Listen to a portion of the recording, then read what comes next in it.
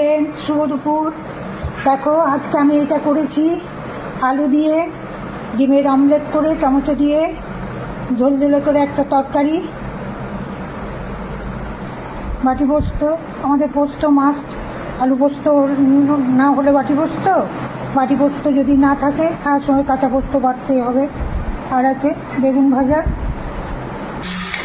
আর মাম করবে কলা ফুলের তরকারি। এই যে চাপিয়েছে, কলা ফুল সেদ্ধ করা আছে, ছোলা আলু কলা মোচা, কলা বলছে কলা ফুল নয় কলা মোচা।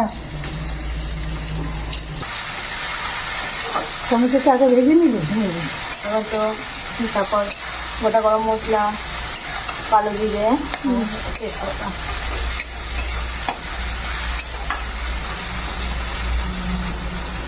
এবার কে দিচ্ছি এটা আদা আর ধনে। ধনে আর লঙ্কা পেস্ট।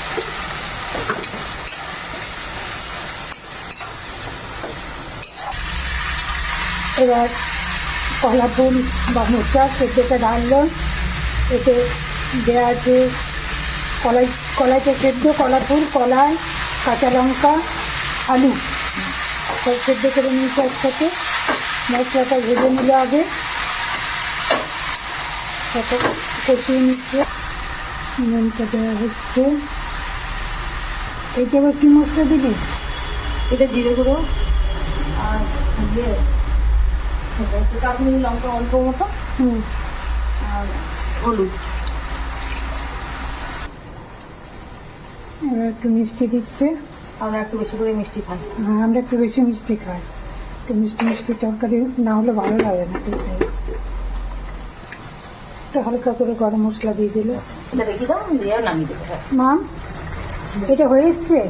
এবার কলা মোচার তরকারি হয়ে এসছে। খাওয়ার মুখে ধনে পাতা দিয়ে দেবেন। এই যে ঘি আছে, ঘি দিয়ে ব্যাস নামিয়ে দেবে। এখানে মা অন্নরানী আছেন, অন্নরানী না থাকলে তো পুরো দুপুরের ভোজন বাঞ্চাল।